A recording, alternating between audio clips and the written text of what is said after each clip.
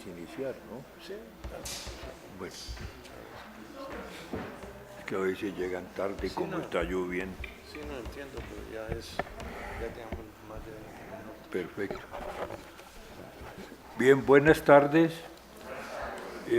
Vamos a hacer hoy la presentación del profesor Francisco Tumi del informe anual de la Junta Internacional de Fiscalización de Estupefacientes, JIFE, marihuana medicinal y recreativa. Ese es el título.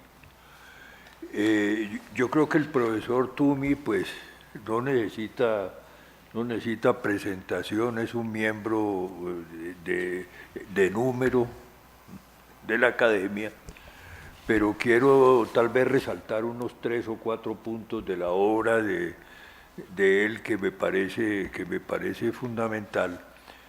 Y recordaba yo cuando él ingresó en 2005 aquí a la academia, me tocó hacer el comentario sobre el trabajo que presentó, que se llama Ventajas competitivas y legales, el desarrollo de la industria de drogas ilegales y el fracaso de políticas contra las drogas en Afganistán y Colombia. Ese fue un trabajo realmente muy importante que hace parte de una obra muy larga que él tiene, en la que ha mantenido continuidad estudiando este tema de las drogas por un tiempo bastante largo. Entonces, quiero simplemente mencionar las contribuciones más importantes que ha hecho en estos trabajos, particularmente su trabajo sobre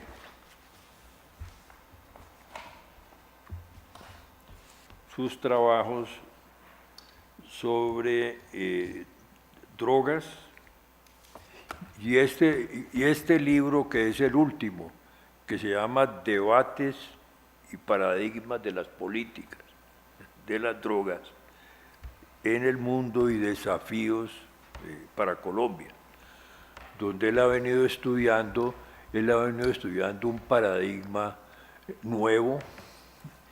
Yo hacía el comentario cuando se lanzó el libro, iba tal vez a leerlo brevemente, el comentario que hice sobre el libro, que está aquí, que dice: Francisco Tumi, tras registrar la malograda política de lucha contra las drogas psicoactivas, cuestiona el paradigma ortodoxo para enfrentar el problema, introduciendo nuevos argumentos y pruebas.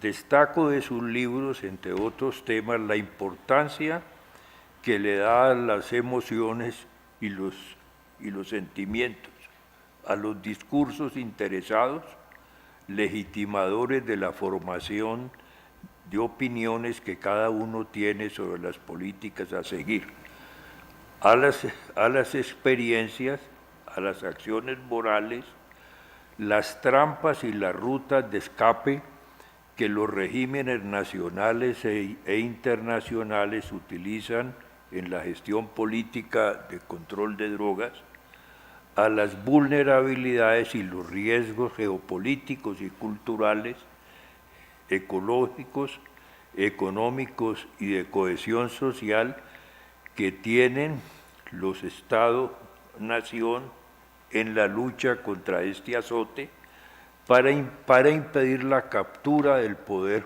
por los criminales. En fin, al complejo juego de intereses y de violencia que existe en la apropiación de ganancias de este gigantesco negocio.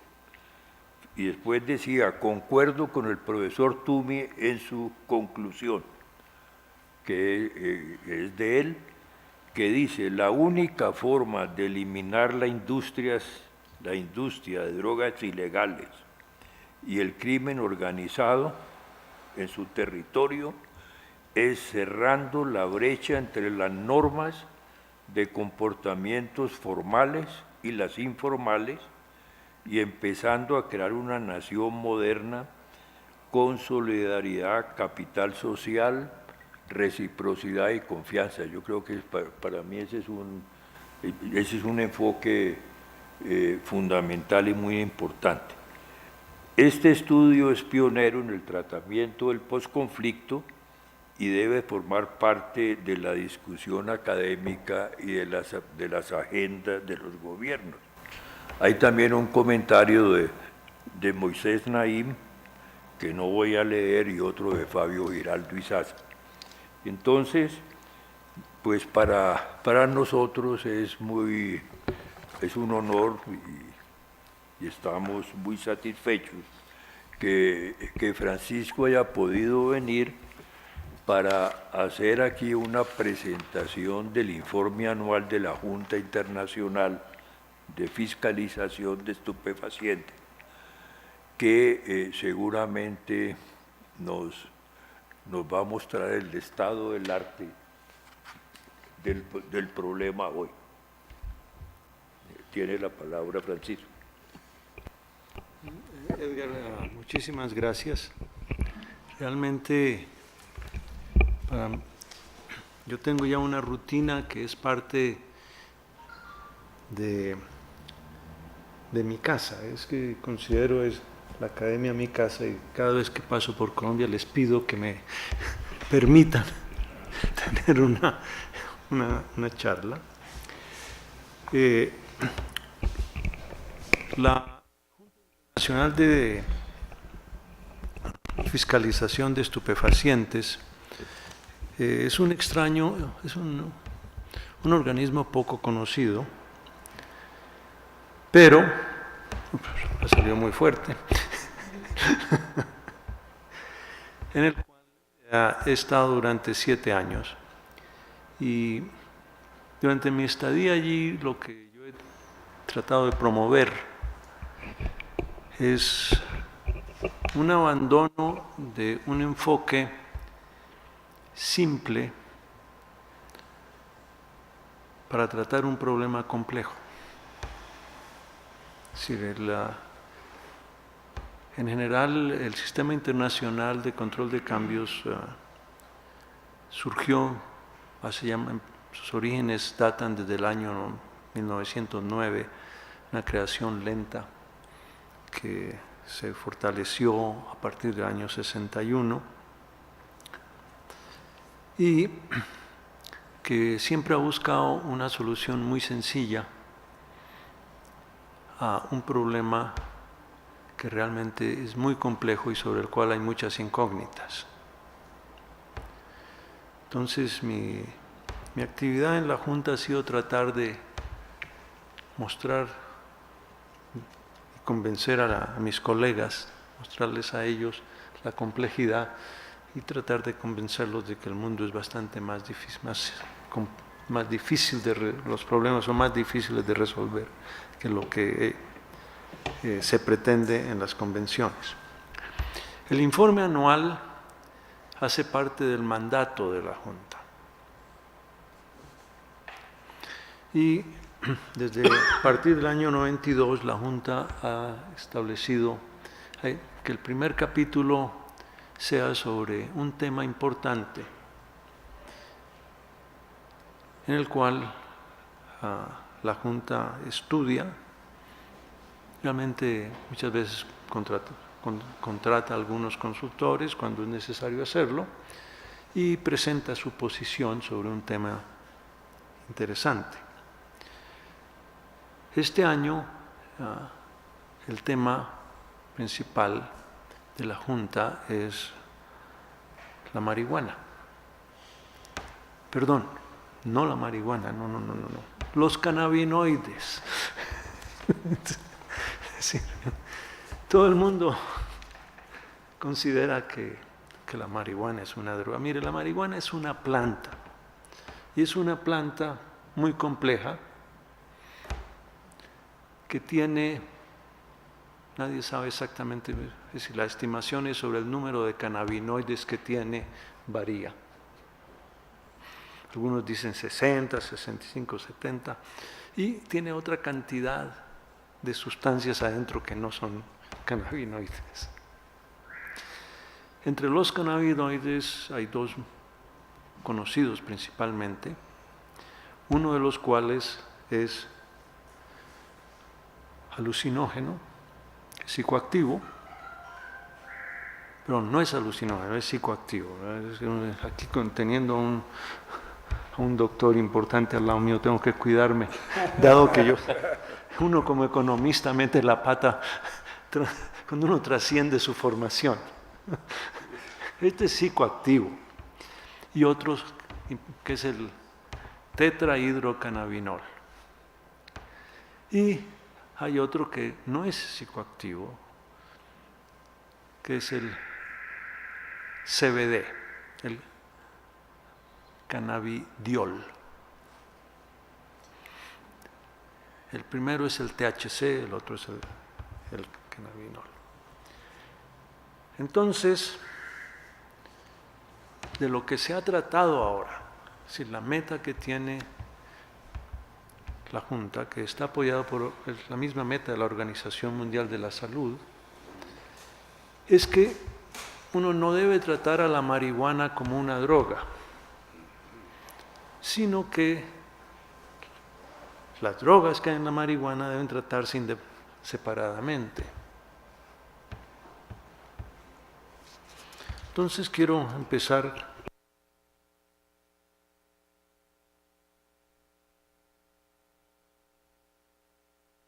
voy a presentar, a pasar el PowerPoint que se elaboró la Junta para el lanzamiento del informe. Desafortunadamente hubo algunos conflictos de naturaleza burocrática y el informe no se lanzó en Colombia. Pero esta es una oportunidad para mostrarlo al menos. En el PowerPoint lo que tenemos, es decir, está en inglés, pero en lo que yo voy a tratar específicamente lo traduje. ¿Okay? Entonces, pasa por favor, Pilar, con la siguiente.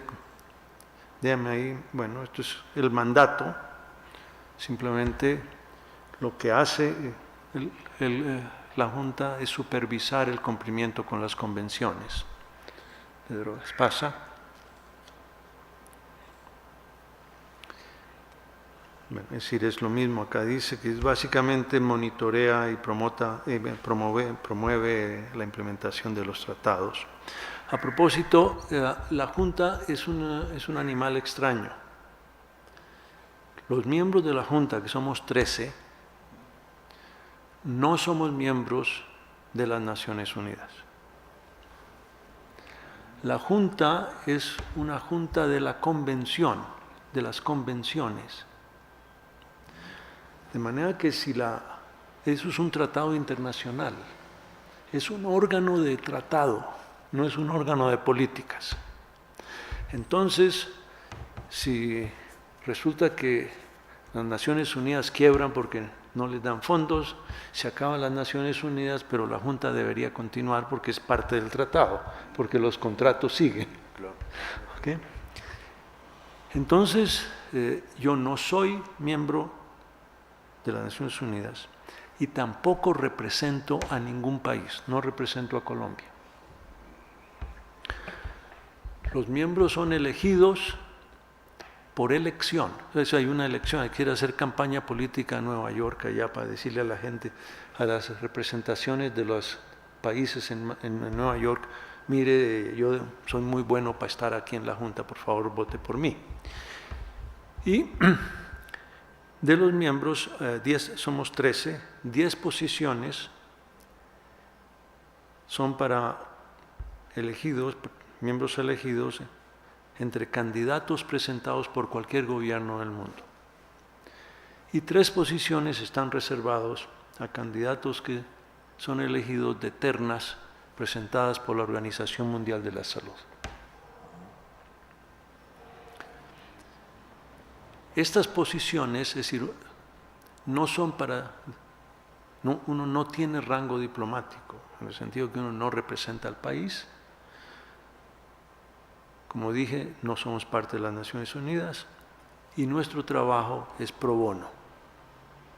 Perdón, sí nos pagan $1 por año, que claramente no se cobra porque el proceso vale mucho. El papel del cheque vale más que el $1 por año. La idea con esto es tener un grupo de personas totalmente independientes, esa es la idea detrás. En el fondo eso es muy difícil de lograr, porque la gente llega candidatizada en general por países muy poderosos. Yo tengo socios que vienen de la China, pues un colega de la China, una de la India, Estados Unidos, Tailandia, y Francia, México, Perú, Bolivia, y Marruecos, etcétera, pero la mayoría viene, sí, siempre ha habido representantes de países muy poderosos que controlan, es decir, políticamente son fuertes. Bien, sigue, por favor. Sigue nomás. Bueno, nuestro reporte tiene 3, es decir, hay un informe anual, pero también producimos otros documentos. Este año hay un informe que simplemente trata de medir o estudiar el progreso que existe en el mundo o falta de progreso para lograr que mucha gente tenga acceso a medicamentos controlados, especialmente la morfina, lo cual es un gran problema en el sentido de que, como veremos más adelante, la gran mayoría de la gente que necesita morfina en el mundo no tiene acceso. Y otro informe, pequeño, pues también más corto, sobre el problema del comercio internacional de los precursores químicos de muchas de las drogas que cada vez surgen, cada vez hay más drogas. Entonces tenemos 3 informes. Sigue. Bien, en el informe tenemos una serie de puntos claves. El primer capítulo sobre el uso médico y no médico del cannabis. Luego, un análisis sobre Afganistán. El artículo 14 es un tecnicismo en la convención, pero es la forma como la convención puede tratar de intervenir en un país. Luego, tratamos el tema de las respuestas extrajudiciales a delitos relacionados con drogas. Más adelante el informe toma los temas destacados en cada región. Lo voy a hacer muy sumariamente, muy pequeño, muy corto. Y al final veremos los 2 otros informes, que son las diferencias en la disponibilidad de drogas a través del mundo y una evaluación social global de las sustancias psicoactivas. Perdón, creo que hay más abajo, espera, puedes mirar. ¿Sale completo el...? Bueno, ok. Sí, el último, hay un problema con los precursores de diseño que no están en las listas controladas, nuevos desafíos que tiene el régimen. Gracias, Pilar. Sigue, por favor. Bien. En muchos países han avanzado con el cannabis medicinal, pero la regulación, el control ha sido muy débil.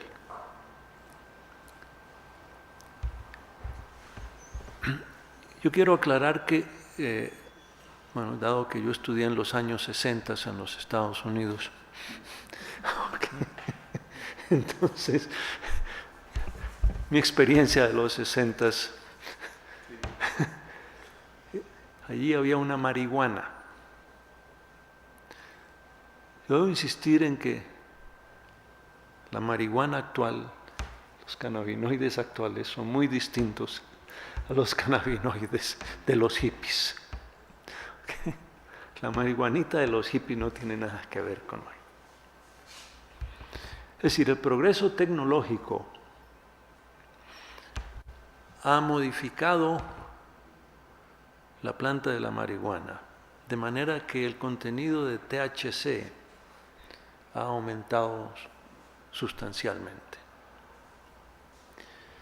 Es decir, la marihuana de los 60 tenía 2 o 3%, si acaso máximo, de THC. Pero hubo todo un progreso, y si ustedes recuerdan que Colombia empezó a exportar marihuana, pero luego la famosa sin semilla lo sacó del mercado. Lo que pasa es que la marihuana es una droga sexuada. Hay plantas macho y plantas hembras. Y la planta que tiene THC bastante fuerte es la planta hembra. Y lo que hacen con esto, lo que pasa es que se llama sin semilla, porque básicamente en los cultivos eliminan las plantas macho para que no fecunden a la planta hembra, porque entonces la planta hembra cuando se fecunda, pues como buena hembrita empieza a producir huevitos o a reproducirse, entonces empiezan a producir semillas. Al producir semillas se debilita la producción de THC. Entonces, el THC se concentra básicamente en lo que llaman el moño, en la parte superior de la planta. Hoy en día, los mercados de marihuana de Estados Unidos y Europa es muy difícil conseguir marihuana que tenga menos de 10%, normalmente 15%, y ya hay marihuana de 25% de THC.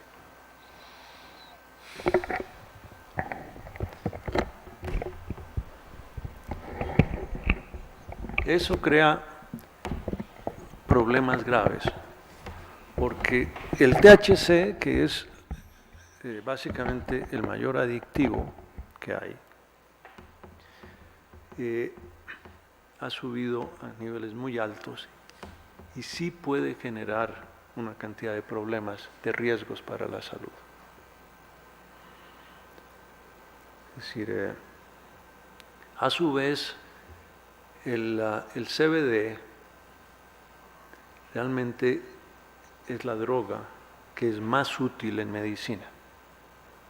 Es mucho más útil que el THC.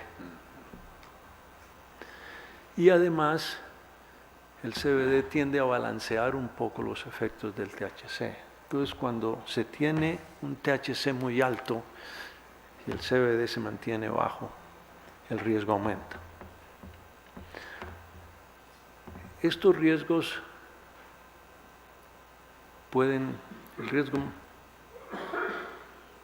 riesgo común es que puede generar episodios esquizofrénicos entre gente que no tenía esquizofrenia antes, por ejemplo. Ese es uno de los problemas que hay con esta cosa. Los programas, como dice, mal regulados, permiten marihuana medicinal vendiendo galletitas con marihuana, cosas de esa naturaleza, lo que aumenta el ingesto. Porque con frecuencia, especialmente cuando una persona, especialmente una persona joven, por ejemplo, ha fumado marihuana, al fumar marihuana el efecto es muy rápido, porque el efecto del THC en la sangre es muy rápido, llega a través del pulmón, entra al flujo sanguíneo y llega al cerebro rapidito. Cuando se come, eso demora bastante, es un proceso digestivo. Entonces, con frecuencia, la primera galletita no sirve, porque entonces un poquito más de galletita, un poquito más de galletita, y al final termina con un problema bastante más grande. Si los efectos que pueda tener eso, por ejemplo, para salir a conducir luego, pueden ser graves. Y lo que también es claro es que el uso medicinal del marihuana, es decir, de la planta total y fumada o ingerida, sin separar, sin mirar las drogas que tiene la planta dentro. Esto en la práctica se ha usado como un pretexto para legalizar la marihuana. ¿Qué? Es decir, por ejemplo, no es claro porque hoy en día, que la marihuana legal en California, pero no, la marihuana medicinal en California estaba totalmente generalizada. En el caso de Canadá, que es un país que también ha tenido marihuana medicinal solamente, las estimaciones que se tienen en un país de 35 millones de habitantes, formalmente tienen 750,000 pacientes de marihuana medicinal. Okay. Mire, eso no. Los usos médicos de la marihuana, el CBD y el THC, por ejemplo, son muy limitados. Es decir, los usos médicos que están aprobados que son resultado de un proceso de estudio riguroso, donde se le da a la gente una sustancia, a los enfermos, y hay grupos de control con placebos y todo esto así. Esos estudios muestran que hay relativamente pocos usos. Es cierto que puede ayudar para otras cosas, pero en general lo que la Organización Mundial considera es que esas drogas las drogas que puedan haber en la marihuana serían drogas de segunda línea. Es decir, después de que se ha tratado otras medicinas que no han dado resultado.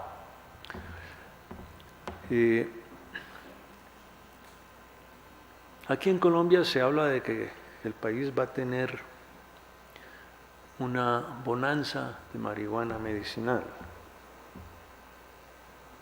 Bien.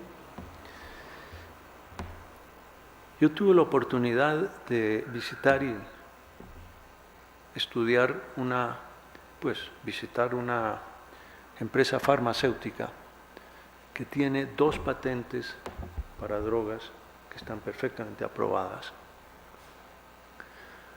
Una es Sativex y el otro es Epidiolex. El Sativex es una mezcla de THC con CBD y esa tiene usos en algunos problemas de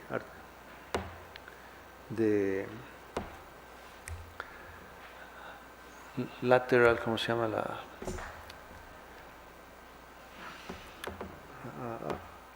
esto anterior, ¿cómo se llama? Esto múltiple, Droga de efecto múltiple, claro que sí. ¿cómo es? ISL, ¿es su idioma? Sí, efecto múltiple, por supuesto. Eso, y la Epidiolex, tiene usos para dos síndromes epilépticos de niños. Y vamos a ver cómo es esa planta, es decir, cómo se produce eso. Esta empresa tiene esto controlado. Su cultivo lo tiene en East Anglia, 1 hora y media al norte de Londres, en tren llega uno allá. Todo está en un invernadero. El invernadero, para cubrir, donde se va a producir estos dos medicamentos para cubrir la necesidad de esas dos drogas en todo el mundo, es enorme, tiene 18 hectáreas. Es todo lo que hay. 18 hectáreas. Todas las plantas que tienen, obviamente son hembras, no hay semillas, simplemente se corta parte de una planta y se siembra. Todo está sembrado en macetas. Tiene el agua controlada, tiene todos los fertilizantes controlados, todo es natural. La planta requiere, es decir, para empezar a producir THC, la planta lo hace cuando cambia el equinoccio. Es decir, cuando en el equinoccio norte son a las 12 horas y empieza a aumentar, y en el sur lo mismo. Entonces, esta gente engaña a las plantas. Cubren, tienen todo el invernadero está cubierto, ¿ok? Y el invernadero cubierto, entonces logran tener equinoccios 3 veces por año y 3 cosechas. ¿Ok? Para entrar al sitio, mire por favor, tápese bien, cúbrase todo su pelo, quítese sus zapatos. ¿Cuánto calza usted? Para entrar ahí, totalmente antiséptico. Ahí el producto es de primera calidad. Aún así hay problemas, porque no hay, es decir, ninguna droga que uno consume, que te venden, realmente es 100% pura. Es muy difícil tener drogas 100% puras. Siempre hay algunas impurezas. Entonces, la meta de ellos es realmente minimizar las impurezas y producir algo así. Eso, digamos, es un ejemplo de lo que sería un cannabinoide medicinal producido en la industria farmacéutica. El problema con la producción artesanal, que uno podría llamar artesanal de esto, es que no se sabe nunca cuál va a ser el contenido, cuál va a ser la dosis de lo que hay. Y cuando hay un THC tan alto como el que se produce hoy, eso abre una caja de Pandora para los productores. Esto presenta un problema en el caso colombiano, en donde la Corte Constitucional declara que un plantío debe tener, no sé si es 20 o más de 20 plantas. Esa es la decisión. Porque hoy en día con 2 marihuanas, un THC alto, ahí tienen más que para una persona. Entonces, si hay abrir esa clase de opción de cultivo para autoconsumo, realmente genera un riesgo de que una persona, es decir, pones una familia de 5 personas que tengan 100 plantitas, se te vuelven, son pequeños narcotraficantes en potencia. Ese es uno de los problemas de control que hay con esta cosa. Bien, siguen por favor, que yo me demoré demasiado en esto, pero a ver qué más puede ser. Sí, claro.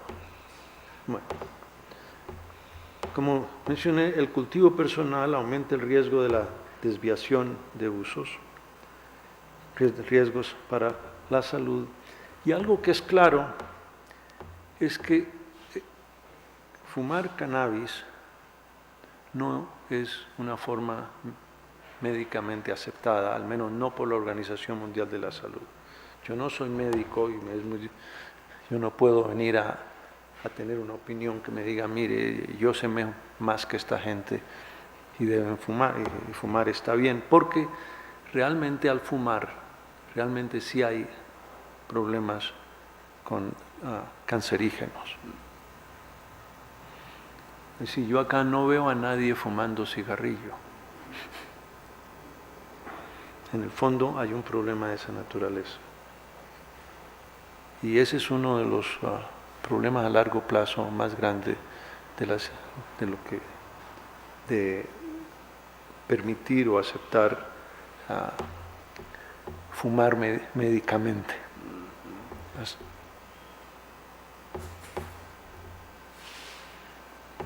Bien.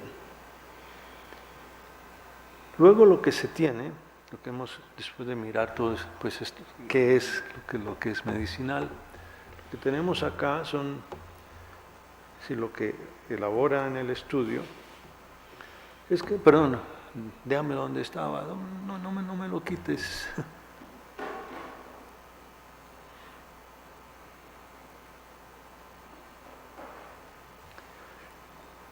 Es decir, lo que ha estado sucediendo es que en muchos casos hay una legislación y regulaciones que son iniciativas por medio de elecciones o de decisiones de las Cortes. Bueno, la ley es la ley, se permite la ley, pero esto sí crea problemas porque en muchos casos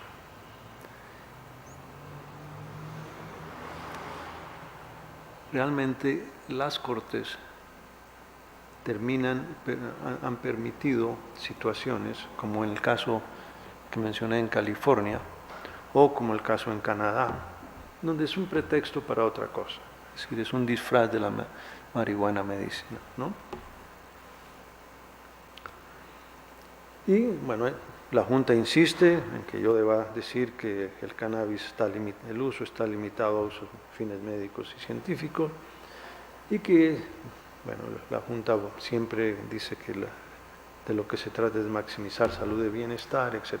Sin embargo, a pesar de eso, en los últimos años, la Junta ha cambiado. Es decir, en el 2013, cuando Uruguay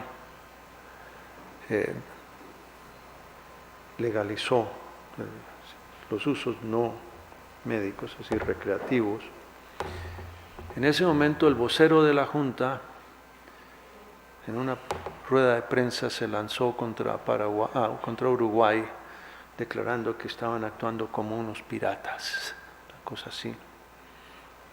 Inmediatamente yo contacté al gobierno de Uruguay y les pedí perdón, pedí excusas, y quien era el vocero en esa época al final no fue reelegido, y ha habido cambios sustanciales en la Junta. Y hoy, a pesar de que se acepta que los usos recreativos de la marihuana no no están de acuerdo con las convenciones. A pesar de eso, la posición de la Junta es que hay que mantener un diálogo razonable con todos. Si no se va a enfrentar a estos países. Sí.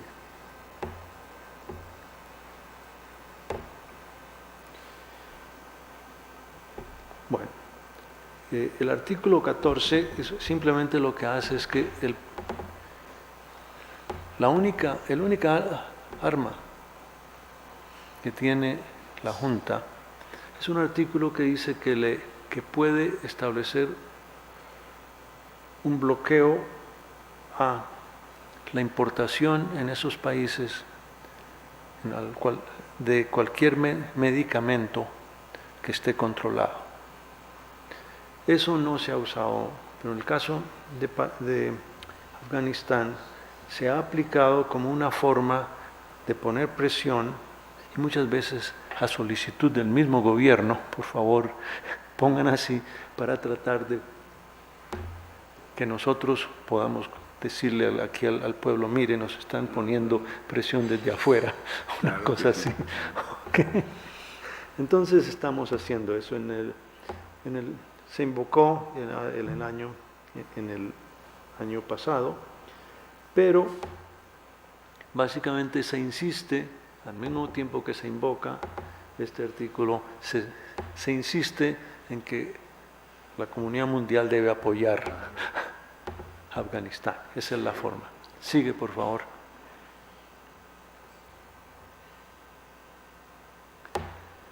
Bueno, hay un problema con las respuestas extrajudiciales ante los sospechosos de crímenes relacionados con las drogas.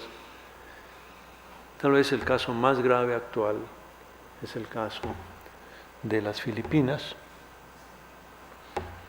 que a propósito, básicamente hay un sistema paramilitar, equivalente a un sistema paramilitar, que ha tratado de acabar con los consumidores y con los productores. En los últimos 3 años ya aparentemente ha habido cerca de 25,000 muertos de manera extrajudicial. La Junta claramente afirma que esos sistemas son una violación clara de las convenciones internacionales de drogas, a pesar de que el apoyo que tiene Duterte en las Filipinas para hacer esas políticas es muy alto. Y que bueno, las respuestas a la criminalidad relacionada con drogas debe hacerse por medio de los sistemas de justicia criminal formales, que se debe mantener los estándares internacionales para el debido proceso, que hay que respetar el imperio de la ley, los derechos humanos y el principio de proporcionalidad. Es decir, la sanción a cualquier delito de droga debe ser proporcional al crimen. ¿Okay? Sigue, por favor. Bueno, vamos a ver las cosas más, los aspectos a remarcar por regiones. Baja, por favor. Pasa, en África no voy a tratar nada. En América Central y el Caribe, este año se resalta que las cantidades de cannabis y cocaína confiscadas aumentaron, que las drogas abusadas más frecuentemente son las mismas y que son las que se trafican más frecuente en grandes cantidades. Es decir, el caso de Centroamérica es que era un país de tránsito, pues era una zona de tránsito, y hoy es una zona de consumo. Eso es. Y el aumento muy alto, porque con las cantidades de confiscaciones, cannabis y cocaína fueron muy altas, El aumento se debe al fuerte aumento de los cultivos de coca y la producción de cocaína en Colombia, y a la demanda, obviamente, en Europa y Estados Unidos. En general, en Colombia ha habido una reacción bastante negativa, y eso fue, este informe se discutió en Viena hace un mes, en la reunión de la Junta, se presentó, el informe se presenta un mes antes, a todas las delegaciones diplomáticas en Viena. Y allí la delegación colombiana se molestó mucho porque se mencionó el aumento en los cultivos. El problema es que en el resto del mundo la evidencia muestra una caída sustancial en el precio de la cocaína y un aumento en la pureza. Entonces, es decir, hay quejas que no son quejas directas a Colombia, pero que son quejas que se hacen a través de nosotros. Señores, mire, que hay un lío. América Central confiscó en el 16 el 11% de la cocaína que se confirmó en el mundo. Sin embargo, una cosa que también es interesante, que en el Caribe, bueno, está CARICOM, y ellos básicamente sacaron un documento, es decir, una comisión regional de marihuana del órgano de integración del CARICOM, que básicamente busca promover una regulación del cannabis para usos no medicinales. Yo sospecho que allí los rastafarios tienen una influencia interesante.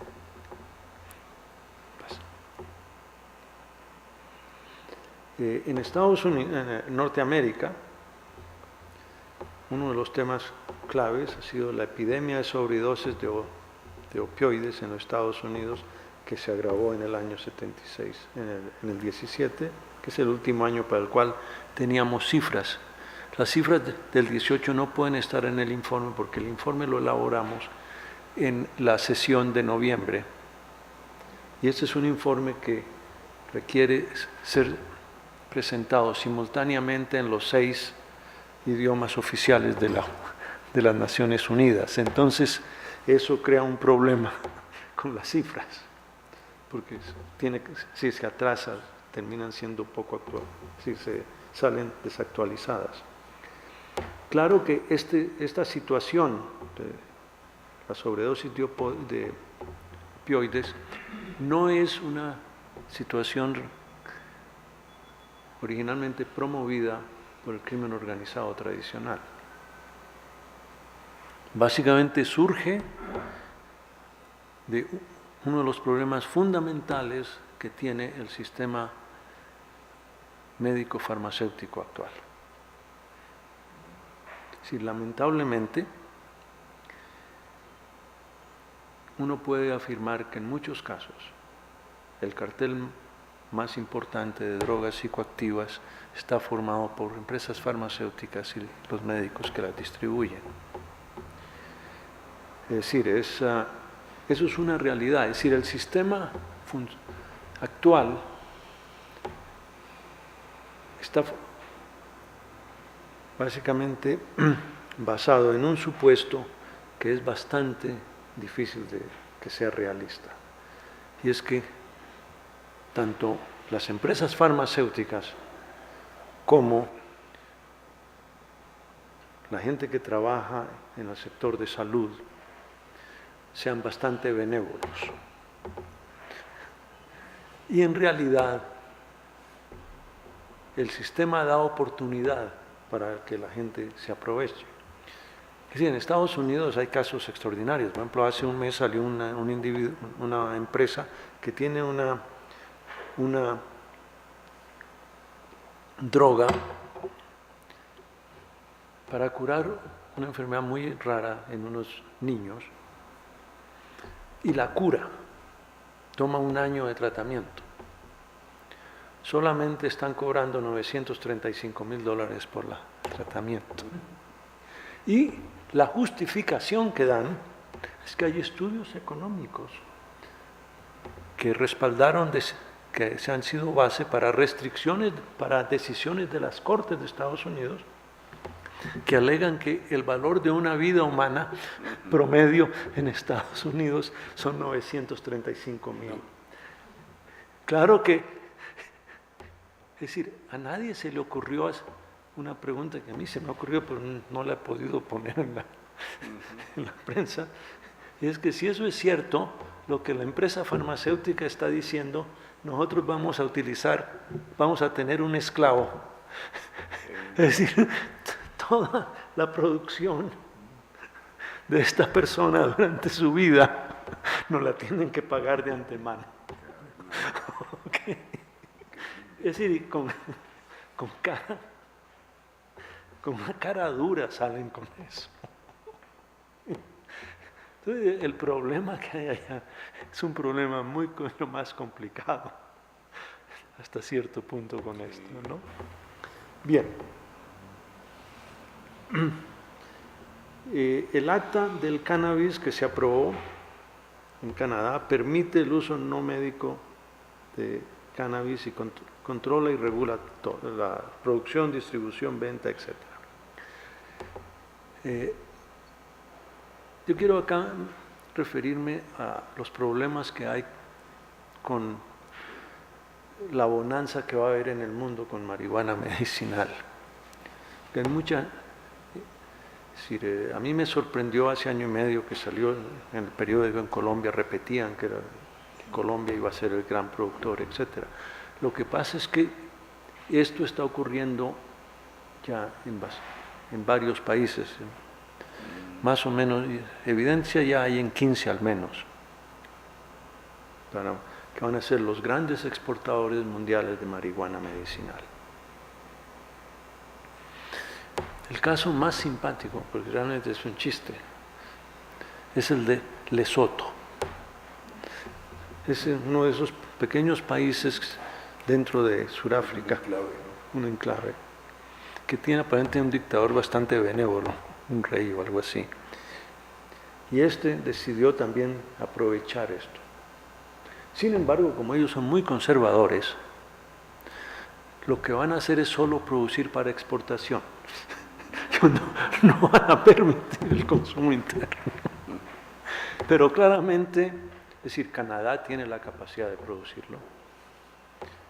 Canadá hoy ya ha dado más de 135 licencias. Es decir, la última vez, hace un mes, ya había 135 licencias para producir marihuana bien, para uso médico, para uso recreativo. Es decir, la empresa que puede producir para uso recreativo, que produce para uso recreativo, bien puede producir para uso médico también. ¿Okay? Hay 135 licencias para eso. Entonces la pregunta es ¿cuántos enfermos va a haber? ¿Entiendes? Es decir, cualquier análisis que se haga en esta academia de economía sobre desarrollo industrial va a sugerir que la gran mayoría de la producción de cannabinoides medicinales va a hacerse para mercados nacionales, que va a ser muy difícil exportar porque la marihuana crece en cualquier sitio. Y la tecnología para hacerlo, para producirlo, tampoco ya es conocida. Es decir, puede haber patentes, pero si no hay patentes es un problema complicado. Y para lo que es artesanal, es decir, ponerse a exportar aceites de marihuana, ungüentos de marihuana, va a ser complicado. Bien. En México hubo un caso interesante porque básicamente la Corte Constitucional, allá la Corte Suprema,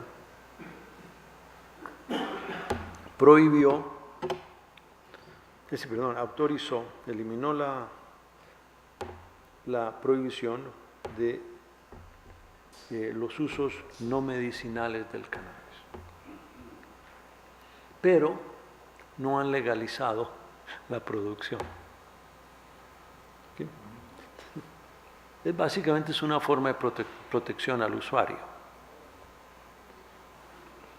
Bueno, y en los Estados Unidos hubo varios cambios legislativos importantes, como todos sabemos. El cambio más importante realmente, que es donde es el elefante en el salón, es la legalización de los usos no medicinales en California. La sexta, si California fuera un país independiente, sería la sexta economía del mundo. Así es que eso es bastante serio. Paso.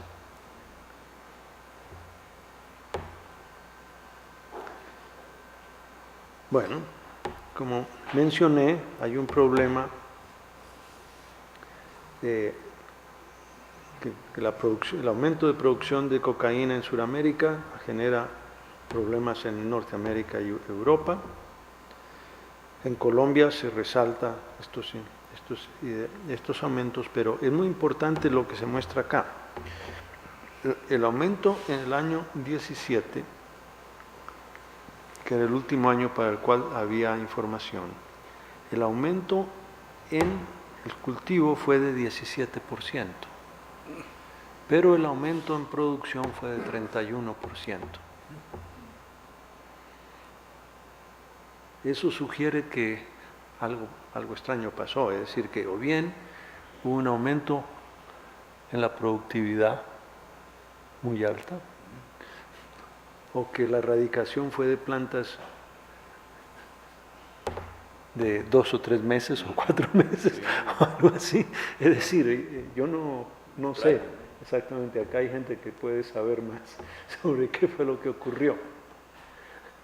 Allá ya me dice Sergio que me va a explicar luego. ¿Okay? Le agradecería que me contara. Pero hay algo extraño en ese cuento. Bien. Y lo que hay que anotar es que en los años recientes los países han avanzado hacia la legalización del uso para fines medicinales. Y eso se está generalizando. Pasa.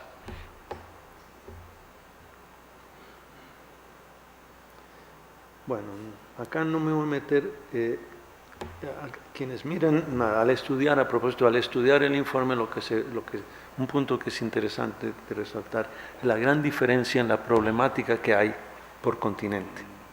¿Okay? Es decir, en Asia el problema es opio y anfetaminas y metanfetaminas, pasa esto. Es decir, el asunto de la cocaína no es importante allá. Pasa. ¿Qué?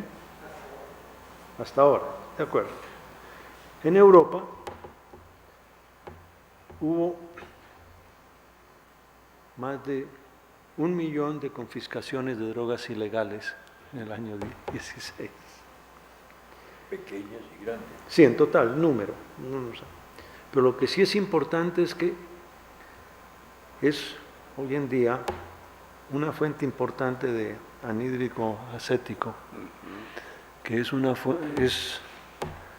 de los insumos claves para unas metanfetaminas y cosas de esta naturaleza. Luego, hay aumento en el crack y ha resurgido el mercado del éxtasis. ¿Cómo es? MDMA. LSD también, sí. Sí. Y muy interesante, se han detectado una nueva droga psicoactiva cada semana. ¿Okay? El otro punto que muestra cómo se está intentando reaccionar para controlar esto es que la legislación está evolucionando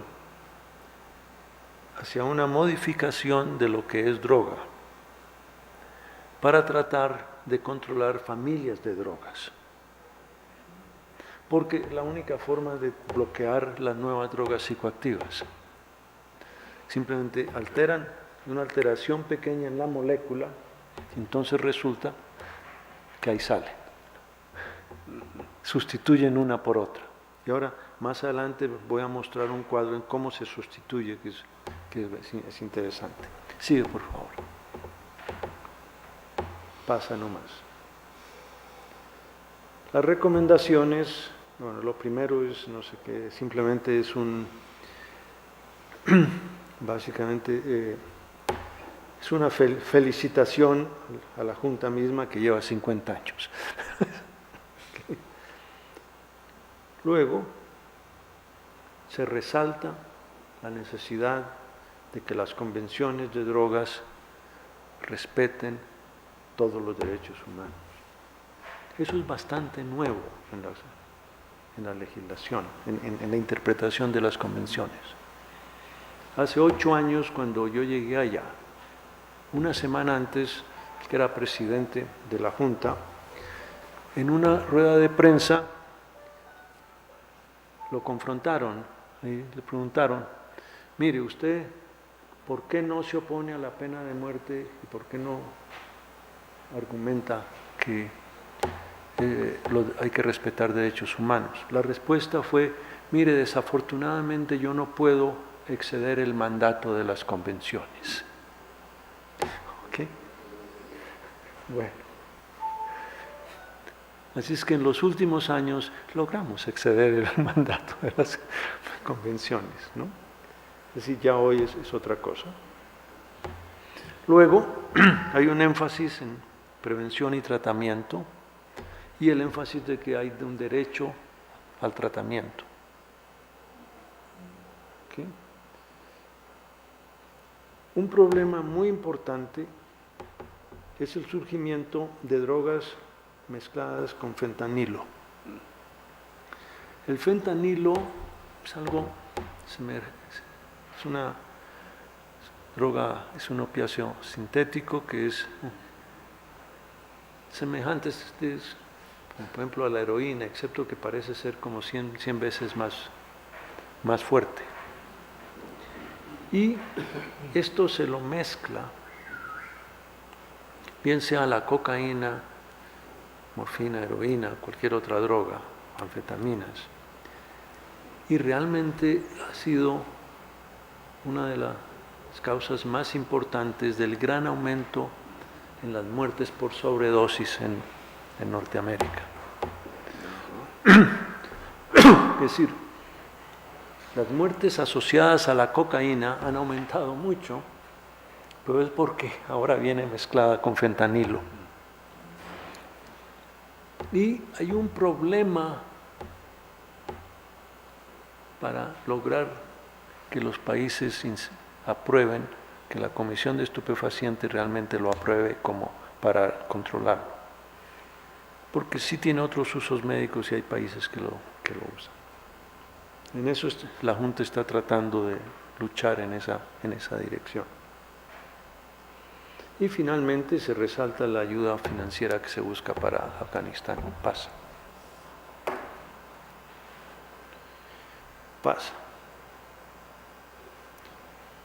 Mira, este es un punto muy interesante, este mapa. Esto muestra la diversidad en la disponibilidad de opioides analgésicos. ¿Okay? Lo que está en blanco es menos de 1, como ven, los puntos, el azulito, aún así China y Mongolia y la Unión Soviética y todo esto aún es bajo. Y mientras que hay menos de 1 en muchos sitios que están en blanco, hay más de 20,000 en Estados Unidos y Canadá. Sociedades totalmente sobremedicadas. ¿Okay? Y el problema, obviamente, es que en los países donde hay muy poco, la gente, es decir, la gran mayoría de enfermos terminales de cáncer terminan padeciendo horriblemente. Entonces, la Junta quiere promover el uso en ese mundo, pero también disminuirlo en los otros, es decir, tratar de balancear y aumentar la producción, pero que cubra a todo el mundo. Pasa.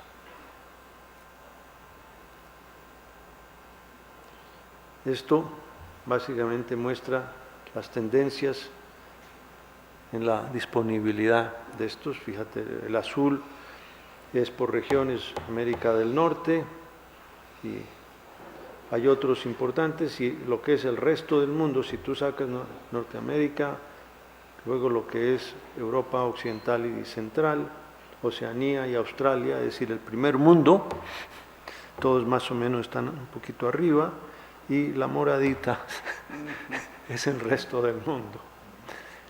Esa es la problemática que hay. Pasa.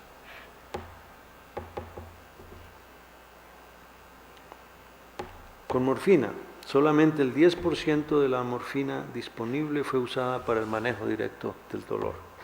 Es decir, la gran mayoría de la morfina, 88%, se usó para producir codeína, lo cual simplemente significa que tenemos muy buenos productos para la tos.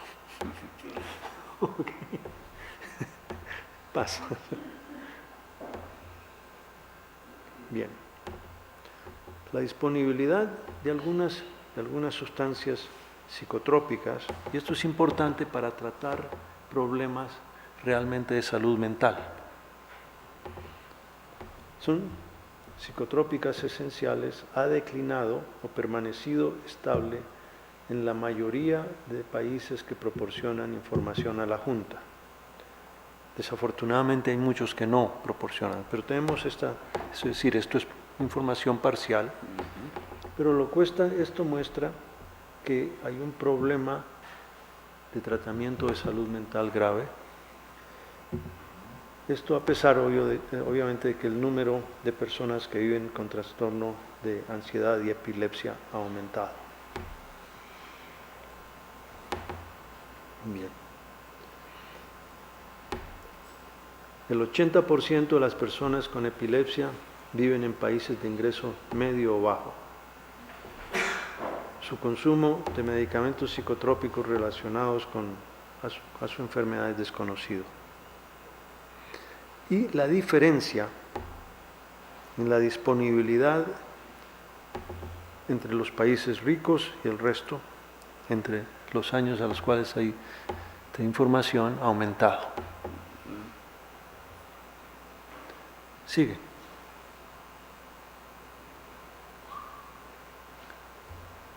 Acá se muestra los sitios en donde la diferencia, ¿cómo es esto? Pero acá no me sale la figura exacta. Ah, sí, sí. Perdón, no, devuélvamelo.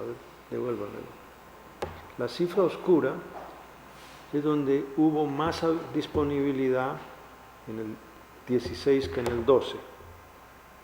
Son relativamente, bueno, Brasil es grande por el resto, pero en donde hubo menos fue en el resto, ha habido una disminución también allí. Sigue nomás. Ya vamos a terminar, pasa nomás un momentito al siguiente. Ok, los precursores. Informe. Uno de los problemas que actualmente, la información que tenemos, pues lo que estamos buscando es que en la reunión de la Convención de Estupefacientes, de la Comisión de Estupefacientes, creo que ya en una semana, se incluya un nuevo precursor de diseño, unos precursores de diseño nuevo, el APA. Eso es, francamente, los nombres de esos son complicados, pero sigue y te muestro qué es lo que ha pasado. Este cuadro, esto es fascinante. En el año 14, fíjense que en el año 13, la parte moradita arriba era muy alta. Allí se logró entonces, anunciamos y logramos que la Comisión de Estupefacientes considerara el APAAN, que es el morado. Y eso se hizo en el año 14, pero ya se sabía, entonces empezó a caer, ya para el año 15 no había. Pero ¿qué pasó? Inmediatamente ya los traficantes ya habían empezado a producir APA, que es la parte blanca, como ven, empieza a surgir enormemente la parte de abajo, y ya volvieron a producir APA y ya sacaron otra, nueva, mapa. Entonces ese es un desafío profundo que tenemos, que tiene el mundo. Sí. Entonces la recomendación es para los precursores que hay que enfocarse en el tráfico de los precursores de la metanfetamina en el sureste asiático, de la anfetamina, el captagón que se llama, en el Asia Occidental. El captagón, al final nadie sabe muy bien qué es, pero es un estimulante que en las guerras que hay en el Asia Occidental, eso lo usan para que los soldados, es un estimulante para que se echen bala, básicamente. Recordemos que en la guerra de los 1000 días, todos los campesinos que llevaban la carne de Cayón, que llevaban a pelear, los liberales y los conservadores, primero les metían bastante aguardientico, ¿no? Eso siempre pasa. Chicha y etcétera. Y hay que enfocarse en los químicos necesarios para producir cocaína en Sudamérica. Obviamente fortalecer cooperación internacional, lo cual es muy difícil. Y hay que concentrarse en ver qué se hace con los químicos que no están controlados, pero que son sustitutos de los precursores. Es decir, ya hay precursores que tenemos ahí. Y lo que necesitamos realmente es un diálogo serio internacional sobre políticas de diseño, sobre precursores de diseño y nuevas sustancias psicoactivas, muchas de las cuales también son de diseño. Pasa, muchas gracias, creo que esto termina.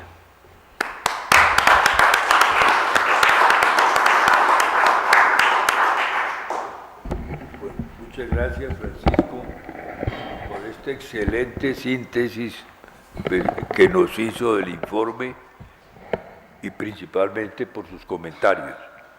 Entonces, yo quiero darle la palabra a Álvaro Rodríguez, que es académico de la Facultad de Medicina, para que él nos haga un comentario, y después al doctor Uribe, que había pedido la palabra. Y después...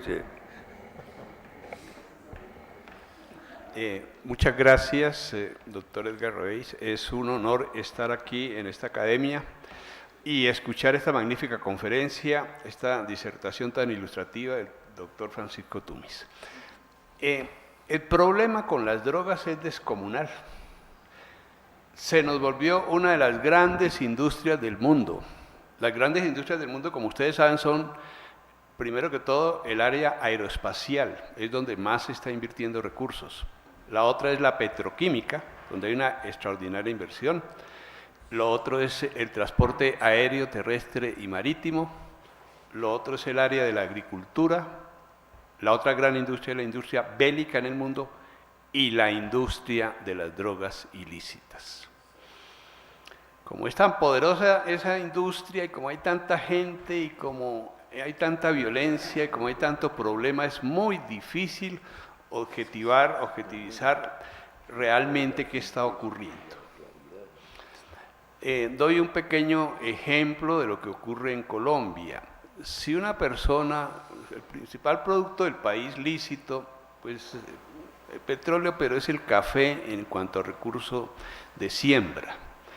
Si se coloca una libra de café en Nueva York, después de luchar contra la roya, la broca la Federación de Cafeteros, la DIAN, bueno, una cantidad de cosas. La persona va a recibir $1, un poquito más, $1. Pero si se coloca una libra de cocaína, en Nueva York, se van a obtener más o menos $112.000. Y es igual, es una planta, se cultiva y también es un estimulante. Ustedes comprenden que una cosa entre $1 y ciento y pico mil de dólares, la diferencia es tan monstruosa que ahí uno entiende por qué la gente se hace matar y por qué las mulas y los narcotraficantes y por qué cuando le preguntaban a Alfonso López Miquelsen cuál era la causa de la violencia en Colombia, él decía, mire, lo que pasa es que en Colombia hay la posibilidad del enriquecimiento rápido, y él se refería a las drogas. Eso sí genera, pues, imagínense, para mucha gente, uno dice, pero esas mulas, ¿cómo se arriesgan si estos países como menciona aquí el maestro, por ejemplo, China, allá llevan droga y pueden matar a la mula, a la persona que está llevando la droga? Sí, pero es que resulta que esa persona va a ganar 8 millones de pesos. Y para muchísimas personas en Colombia, 8 millones de pesos es una fortuna. Entonces, con este fondo económico tan complejo, tan difícil, incluso yo he escuchado cosas como estas. La prosperidad de Colombia. ¿A qué se debe la prosperidad de Colombia? En Bogotá, en los últimos 10 años, 9.000 edificios de más de 10 pisos. Recientemente estuve en Lima, que es una ciudad muy grande. La recorrí en el City Tour durante 5 horas y media y vi que están haciendo 2 edificios en toda la ciudad. Entonces, aquí lo que quiero plantear es que hay intereses increíbles en juego y eso es lo que nos dificulta llegar a una opinión certera sobre esto. Hablo de la parte de enfermedad. Es terrible. La adicción es terrible. Las personas que caen en garras de, así sea del cigarrillo o del trago, de la cocaína, de la marihuana, de la heroína, de los opioides o de los sintéticos, destrozan totalmente su vida. Es realmente deplorable ver cómo una persona pierde su personalidad, su familia, su trabajo, su estudio, sus bienes, su ubicación social. Muchos terminan profesionales, terminan en basureros, consumiendo droga, y ahí terminan su vida. Es realmente dramático y la respuesta médica frente a este tipo de cosas es totalmente insuficiente, puesto que tenemos muchísimas recaídas. Entonces, todos estos planteamientos tan importantes que nos hace el maestro Francisco son de una trascendencia para todos. Yo le pregunto a cada uno de los presentes, pero para que lo pensemos entre todos, porque es que no hay respuesta. ¿Cuál sería el tratamiento para estas cosas? El tratamiento social, el tratamiento de Estado, el tratamiento de gobierno, el tratamiento de todos. ¿Qué hacemos con este problema tan increíble que está pulverizando absolutamente todo? Ahorita que ustedes creen que este debate sobre el glifosato es un debate científico, no tiene nada de científico, que son los intereses macabros detrás de cada planteamiento. Así que este punto, la marihuana, hay una cosa que dice el maestro Francisco muy importante. Si estamos hablando de pequeñas dosis o de sustancias no muy concentradas, no pasa nada. Si una persona se toma una cola y pola, si toma una cerveza, nunca ha pasado absolutamente nada. Si una persona se fuma unos cigarrillos en la vida, jamás le pasó nada. Si una persona consume la marihuana 1 o 2 veces en la vida, nunca ocurrió nada. Pero si estamos hablando de grandes concentraciones, y menciono una cosa que está pasando con el cigarrillo muy complicada, en la medida en que se ha perseguido tanto las tabacaleras y que en todas partes hay la cosa de prohibido fumar, y si alguien fuma aquí, a ver una persona que diga, mira, no fumes aquí, ¿por qué no sales y fumas afuera? Todo eso. ¿Sabe lo que hicieron las tabacaleras? Aumentaron la concentración de nicotina desde diciembre del año antepasado, de tal manera que hoy en día quien fuma, la posibilidad que tenga cáncer es como 5 veces más que hace año y medio. Por eso hay una epidemia de cáncer actualmente, una pandemia prácticamente. ¿Por qué las tabacaleras? Para hacerle más agradable. Lo otro que hay que tener en cuenta es que uno puede criticar a la persona que consume. No nos olvidemos de una cosa. Seamos claros, es que esto es muy rico para el que lo consume. si no, no lo harían, si no, no sacrificarían todo. Son drogas que tienen ese imán, que tienen ese gusto para el consumidor. Y de ahí no salen. Una vez que están ahí, ya todo lo que se diga, que lo manejo, que lo dejo, que la marihuana cuando yo quiera la controlo, todo eso es puro cuento. En un escenario de estos, hablar de legalización es un enredo. En un escenario de esto, usémoslo para fines médicos. Sí, pero esa es la teoría y funcionan algunas cosas. En la práctica, ¿cómo hacemos? ¿De veras ustedes sí creen que si aquí en la droguería vamos a vender marihuana, eso lo van a utilizar solamente las personas enfermas? Pues por supuesto que no. Y otra cosa todavía más vaga y más difícil, usemos la marihuana como aspecto recreativo. No, pero miren, esos son puertas absolutamente, se necesitaría un funcionamiento social y una civilización y una cultura muy bien hecha para que eso funcionase. Entonces, el temor que tenemos en todas partes del mundo, quienes manejamos enfermos, adictos, es no. Esos son compuertas que una vez que se abren, eso se va a prestar para todo. En la realidad, nomás aquí en Bogotá, el consumo de ansiolíticos y de opioides, se supone que todos son con fórmula médica. No, más de la mitad de las droguerías, en muchos sitios, las venden más o menos clandestinamente y sin necesidad de fórmula. Y eso con drogas que ya llevan un tiempo y que no tienen pues tantas dificultades como estas. Entonces aquí se nos está planteando algo muy difícil y es, ¿qué vamos a hacer con estas drogas? ¿Qué vamos a hacer con este problema? ¿Alguien en el mundo sí va a erradicar la situación de la drogadicción? ¿Ustedes sí creen que hay esa posibilidad? Miren lo que pasa con las bebidas alcohólicas. El fin de semana pasado hubo 9.000 riñas en Bogotá y en el 99% de ellas las personas estaban embriagadas. Entonces definimos a los bogotanos de muchos sectores nuestros que son personas que al cuarto trago salen a matarse. ¿Qué hacemos? Así están funcionando. Y eso que hay regulación sobre el alcohol y eso que la persona sabe qué tanto está tomando y eso que le informan a la gente que la graduación alcohólica de cada una de ellas. Aún así, miren lo que está pasando. Así que estos problemas son tan descomunales, tan complejos, que lo que nos presenta aquí el maestro Francisco son datos muy útiles para que podamos entender lo que está ocurriendo. Pero repito, nadie ha resuelto en el mundo la pregunta de qué vamos a hacer con las sustancias ilícitas, psicoactivas, alteradas, que generan tanto trastorno en la mente de las personas. Entonces, es un debate que está abierto en todas partes y bueno, hay que entender las aristas, tenemos que hablar sobre esto lo más objetivamente que podamos. Aquí en una Academia de Economía, pues como se manejan datos exactos, las cosas mejoran porque son mucho más precisas todas las argumentaciones y los razonamientos.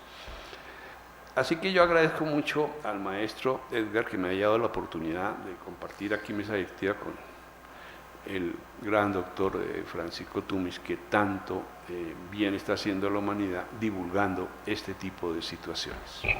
Bueno, muchas gracias, Álvaro. Sergio, usted iba... Yo. Por favor. Se pega acá.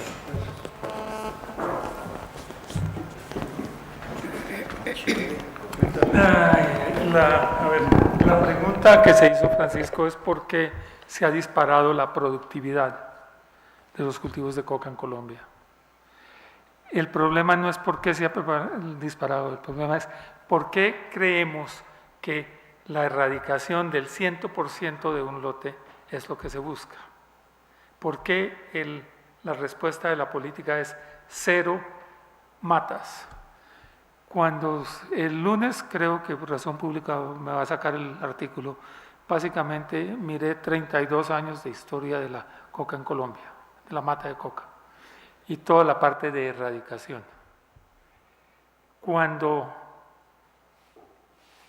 A medida que se fue aumentando la erradicación por aspersión aérea, la productividad, ¿qué es la productividad? Es la cantidad de hoja y la cantidad de alcaloide en la hoja. se fue cayendo, hasta tal punto que, y se ven en las estadísticas de UNODC, hace 4 años estaban hablando de 3.2 kilos de cocaína hectárea. Hoy en día están hablando de 6 kilos o 7 kilos, hasta 8 kilos de cocaína, dependiendo de la variedad.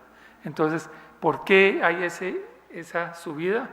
Porque como se dejó de fumigar, las 6.000 matas que había en una hectárea, antes se mataba, digamos, el 50%, pero el otro pedazo que quedaba debilitado, es decir, producía hoja, pero ni en la cantidad ni con el concentrado de alcaloide de inicialmente. Entonces, la productividad la debemos mirar por la cantidad de alcaloide que se saca y no por la cantidad de matas que matamos. Son dos cosas totalmente diferentes, pero la política es ciega.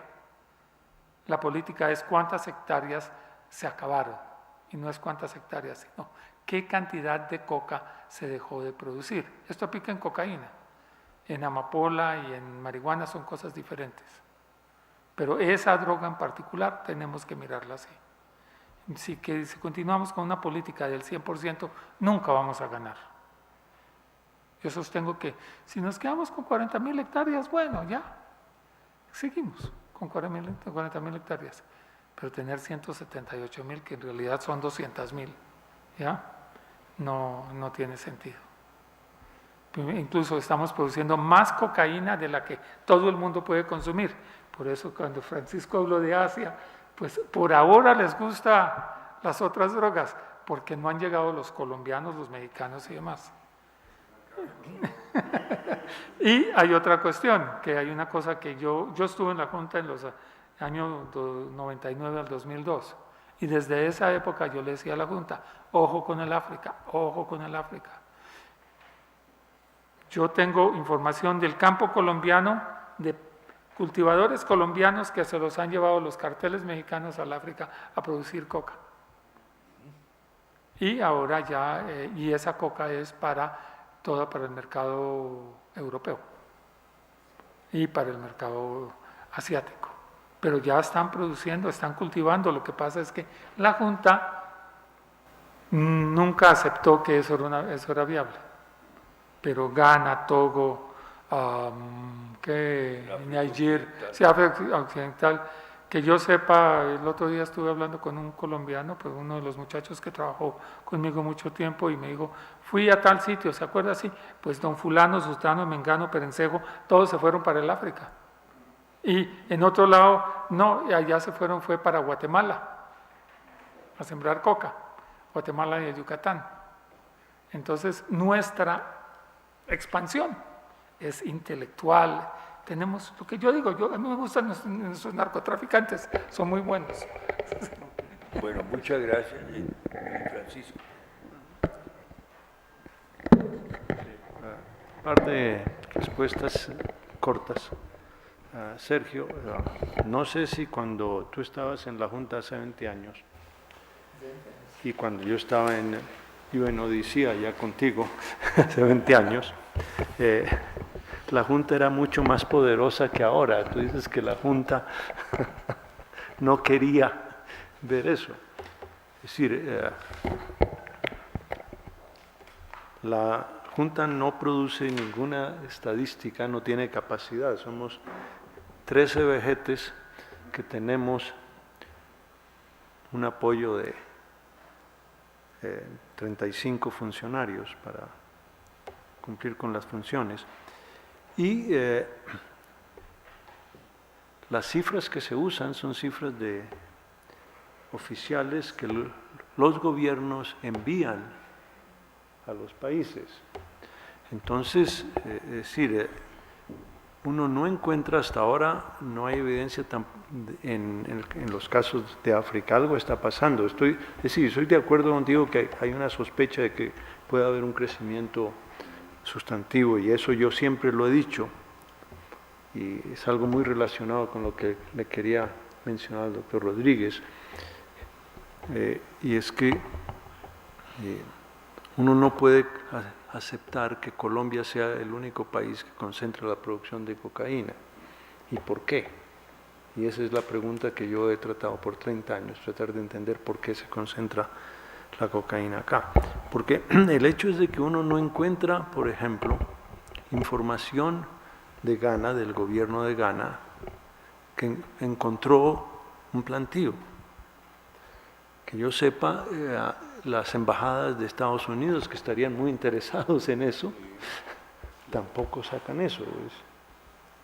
Estuve en el África, en Senegal, y me dijeron, aquí hay UNODC, lo dijo. ¿En dónde? No fui yo, en Senegal, que es la que maneja toda la región. Pero ellos no, es decir, no hay en las informaciones que muestra UNODC. No lo presenta. No lo presento. Pero Bueno. puede ser en pequeña escala, tal vez. Bueno, eso es otro cuento de... Es decir, hay un problema con las burocracias internacionales, de eso no hay duda. Bien. No, y, con respecto a los comentarios del doctor Rodríguez, yo estoy de acuerdo con todo lo que usted dice sobre los efectos de las drogas, etcétera. Pero hay un punto en que los colombianos tenemos que realmente reaccionar. Usted dice que, mire, algo que cuesta, bueno, un ladrillito en Colombia vale $1.500, $2.000. Sí, es cierto que al de tal saldrían 120.000, pero al por mayor no. Entonces, lo que se saca, no, es extraordinariamente alto, son 30.000. Yo lo que quisiera es pedirle que pensara un poco sobre una ironía que tenemos, que es la razón por la cual yo me metí a estudiar esto. Porque yo era el jefe de la sección de Economía Internacional, de estudios de Economía Internacional, y también había sido el jefe de la sección de Economía Industrial del Banco Interamericano de Desarrollo, como economista. Y hay algo que era incomprensible para mí, y es por qué, si la cocaína es la droga, es el producto de exportación de Colombia más rentable, ¿por qué es el producto de exportación donde Colombia tiene menos competidores? Es decir, ese es el misterio que tenemos, y yo creo que eso es lo que tenemos que, como colombianos, enfrentar, porque el mundo no nos va a resolver el problema. Cuando le pedimos al mundo que legalice, que porque cuando hay demanda hay oferta, sí, cuando hay demanda hay oferta. Es que los empresarios ecuatorianos son idiotas. porque ellos, si la ganancia es tan grande, ¿por qué no han respondido? Yo no tengo respuesta a esa pregunta, ¿okay?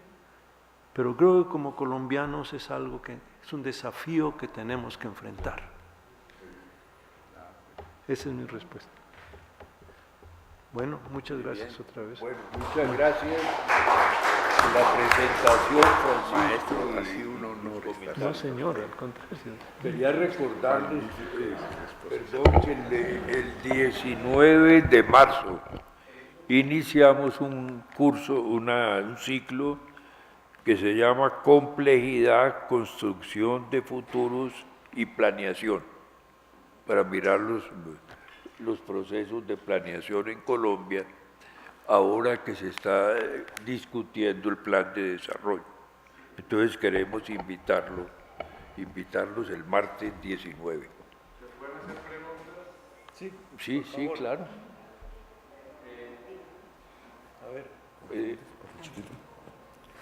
Una inquietud. Hay muchos comentarios, muchos estudios científicos, económicos, políticos sobre la droga, pero no ven la consecuencia que se debe de eso. Por ejemplo, yo conozco muchos profesionales, tienen títulos, tienen actitudes. Por ejemplo, yo trabajé en el Banco de Bogotá, encontré una cajada como de 3.000 hojas, con estudios, con posgrados, no sé qué. La gente busca trabajo y le ponen obstáculos. Por ejemplo, yo quiero mucho a los psicólogos, porque ellos les ponen obstáculos a la gente. Usted no sirve, la estatura, la edad, no sé qué. Yo que sepa, hay una ley que es prohibido pedir la edad. Unos amigos se fueron a Italia, tienen 70 años, le dieron trabajo. Aquí tiene 15, no, que usted es joven. Tiene 35, no, usted no me sirve. Entonces, ¿cuándo trabaja? Entonces la gente se siente resentidos sociales entonces se vuelven subversivos o se vuelven exportadores de coca o se ponen a trabajar en un narcotráfico, porque como no les dan oportunidad de trabajo, entonces la gente tiene que mantenerse, buscar recursos. Esa parte nunca la comentan, simplemente no, que la droga, que los adictos, que no sé qué, pero no ven de dónde viene el problema, de dónde viene la consecuencia y las causas. Gracias. No, muchas gracias por su pregunta. Mire, usted tiene razón. El problema que tenemos hoy en día y el problema por el cual las políticas no funcionan, las políticas de drogas no funcionan en el fondo, es porque el mismo sistema político no está diseñado para reformar, para lograr reformas sustanciales. La evidencia en psicología, lo que yo conozco, que soy un tegua al lado acá, alguien como usted, es claro que cualquier joven que haya sido traumatizado, por ejemplo, es alguien que no, para quien le es muy difícil tener empatía por los otros. Es decir, lograr colocarse en los zapatos del otro para aceptarlo, eso es muy difícil. En Colombia, que hemos siempre tenido mucho conflicto, la gente puede llegar a tener simpatía, y la simpatía simplemente genera caridad. Pero la empatía es lo que va a generar una cohesión social firme. Entonces, lo que usted dice es cierto. Mira, a mí, desde que yo empecé a hablar de drogas, ninguna facultad de economía en Colombia me considero economista y no me van a emplear. Que solamente aquí en la academia donde me escuchan. Eso lo entiendo. Pero el problema fundamental es qué hacer, y creo que usted lo sabe, desde la niñez. No, pero es que es más que parte de oportunidades, es que es la forma como nosotros nos enfrentamos los unos a los otros. Es decir, seguimos, toda relación económica entre colombianos tiende a ser transaccional. Es decir, a ver cómo yo saco, es decir, es una cosa de que, mira, yo a veces pienso que Donald Trump sería un gran colombiano. Lo cual creo que es un insulto a Colombia, pero la forma como él actúa es una forma en que siempre tengo que ganarle al otro. Es un conflicto continuo con todo. Y en esas circunstancias, entonces, se generan grupos, como usted dice, mire, el nepotismo surge. El problema, cuando yo era joven, hace mucho tiempo, todos me decían que el problema de las roscas no eran las roscas, sino no pertenecer a ellas. Cosas así. Entonces yo creo que estamos ante una situación en que es imposible cambiar sustancialmente si no reconocemos la necesidad de un cambio de mentalidad. Yo trabajo parcialmente, yo apoyo una ONG en la Comuna 13, en Medellín. Y lo que uno encuentra son una cantidad de muchachitos, jovencitos, traumatizados. Y Colombia no ha aceptado eso. En Estados Unidos, por ejemplo, la guerra civil no ha terminado. Hace 150 años terminó la guerra civil, teóricamente. Pero el problema racial no se ha resuelto. Sigue siendo fundamental. En el caso de Medellín, la colonización en los años 50, desde los 40 al 50, ay Dios mío, punto. Ya se paró. En los años 50 fue siempre de familias desplazadas. Es decir, los muertos de la violencia en Colombia, proporcionalmente a la población, fueron iguales a los muertos de la guerra civil en Estados Unidos. con una diferencia que allá morían muchos más por enfermedad y acá mucho más por bala. Pero no, para nosotros esa historia está muerta. Actuamos como si no hubiéramos tenido una secuela de todas nuestras violencias. Entonces, ante eso no aceptamos, es decir, en la sociedad se acepta que el comportamiento, muchos comportamientos comunes en Colombia sean normales. Y cuando yo encuentro en otros sitios, mire, sí, hay conflictos, hay de todo. Es decir, cuando yo voy al Perú, y yo conocí mucho al Perú, que yo tuve una relación personal, estuve casado 18 años con una peruana.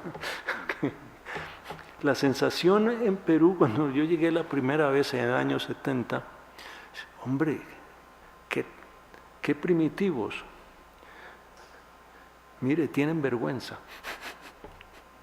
Es decir, había control interno, una interiorización y había control social. En cambio, Colombia, aquí tenemos un país extraordinariamente individualista, donde la gente valora todo el mundo pide libertades, pero no hay muchas responsabilidades. Y para tener responsabilidades uno tiene que desde el principio generar capital social entre los niños. Es decir, yo no, pues obviamente no hago mucho, no vivo mucho acá, etcétera, pero al menos estoy tratando de apoyar organizaciones en Colombia a ese nivel. La semana pasada antes de venir acá, estuve metido en la Comuna 13, tratando de aprender un poco más. Y los chicos de allí son extraordinarios, y uno esperaría, es decir, yo veo una esperanza en la juventud y en los millennials, que simplemente ya nos están diciendo a los viejos, ustedes han hecho una embarrada horrible. Gracias. Bueno. Felicitaciones. Muy bien.